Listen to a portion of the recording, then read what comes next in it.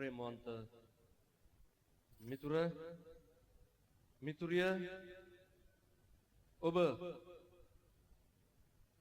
මේ මොහොතේ කුමන තත්ත්වයක ඔබගේ හදවතේ කුමන ඉරියව්වක් තිබුණත්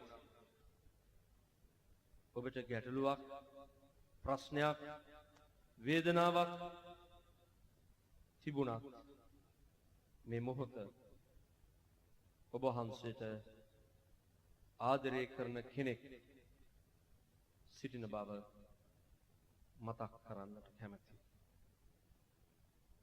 ඒ යේසුස් වහන්සේ මෙසේ ප්‍රකාශ කර තිබෙනවා.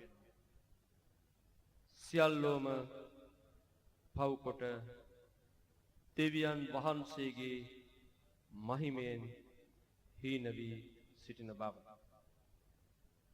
ප්‍රේමවන්ත මිතුර, සර්ව සාධාරණ අංග සම්පූර්ණ කුරා කූඹියෙකුටවත් වරදක් නැති කෙනෙක් ඔබට මුණ ගැසුණද? එසේනම් ඔබ ඔහුව අනුගමනය කරන්න. එම කෙනෙක් ඔබට මුණ ගැසී නැත්නම් තවත් කෙනෙකුට වැරදිකාරයෙක් කියයි කියමින් ඇඟිලි දික් කරමින් තවත් කෙනෙක් කොන් කරන්න, නිර්පා හරින්න, අයින් කරන්න ඔබට අයිතියක් නැහැ.